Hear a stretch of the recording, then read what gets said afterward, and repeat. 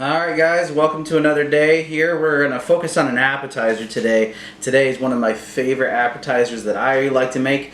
It can feel a little tedious, but the payoff is definitely worth it. It is what I call a twice baked potato, but it takes it to another notch here. So what we're going to do is we're going to take a baked potato first, which we have right here. Just fresh right out. You can either microwave it, you can boil it, either way. But what we're going to do is we're just going to kind of crown it off the top here. Good idea is to let it cool off a little bit here, which I did not, but that's okay. And then we're just going to get a little bowl, cap and all. I mean, if you want to take that top skin off, you can. I like the skin a lot. There's a lot of good nutrients and stuff in there. So what we're going to do here, this is going to be the kind of tricky part.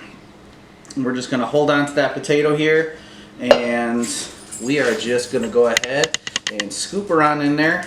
The trick on this part is to get deep enough, because you want all that goodness out, but you want to leave a wall so that way as you do the final cook on this, it will still have some rigidity and not just kind of fall apart on you.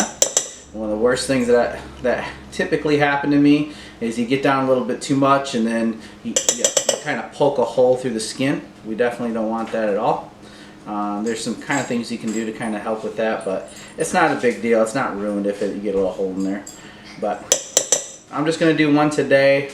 We'll prepare some more a little bit later on for the rest of the fam, just so you guys can get an idea here. So as you can kind of see, good little wall around here, about maybe 1/8 of an inch or so. We're gonna go ahead and add some butter into there.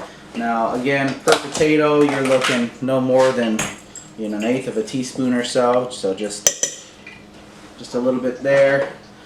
Heavy cream, milk, just enough. We want a nice. This is going to be a little bit more of a runny mashed potato.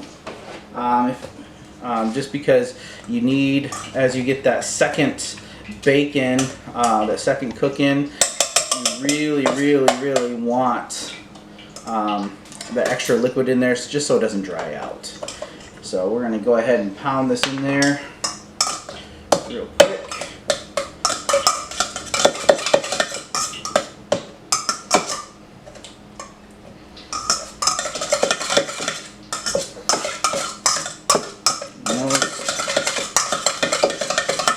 Now, this is where a lot of times you'll just go ahead and add your seasoning in too. So we're going to toss that in so we can get a good mix, because we're just about there.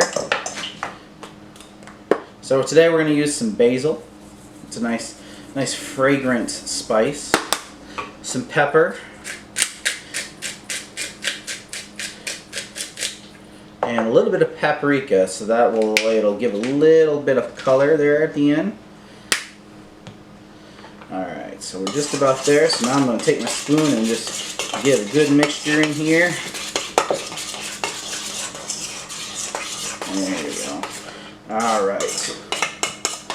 So what we're going to do first here is now we're going to actually hold this off to the side. And we will see you shortly over by the stove. Alright, we're back over here at the stove.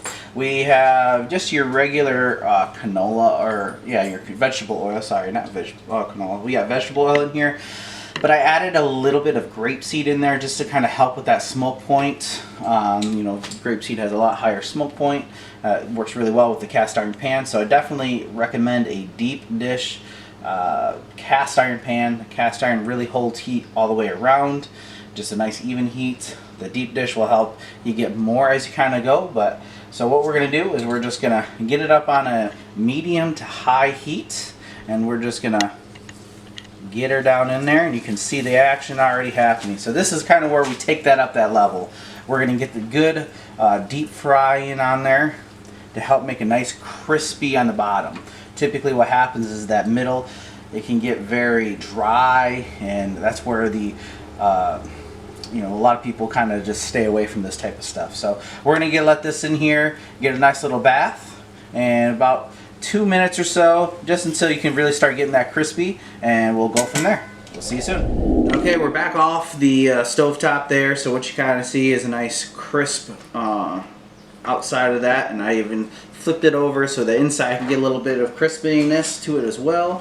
What we're going to do is we're going to take a little dollop of butter just to kind of set it on in there, so that way when your mixture kind of gets in there, it will stay moist from there as well. So we're going to go ahead and scoop her on in there. Now this is the fun part. Don't be afraid to really get in on this thing and mound it, because we are going to need it. Nice and over round, good presentation to it.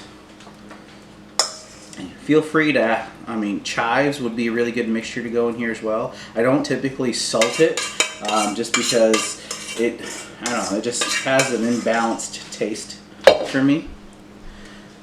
Alright. We're going to go ahead and throw some cheese on top, because why not? We're not going to add some little bit of cheddar here, but I am a big fan of Munster cheese. So we're just going to take some bits onto there, and we preheated the oven to 350 degrees. Right, this last cook here, all you're looking to do is just melt that cheese on top. If you did it right, or I shouldn't say it that way, but if you did it in a good timely manner, your inside filling should still be fairly warm in between the two, so the inside filling doesn't need to really be heated too long. But like I said, we'll get that cheese melted, we'll get the filling melted in that oven, and we'll see you soon.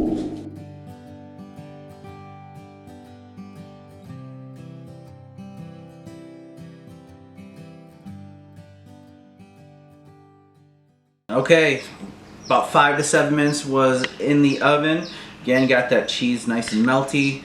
Got this mixture nice and warmed up, so we're going to go ahead and get a good cut in with it. Alright, now the only thing to do is to give it a shot.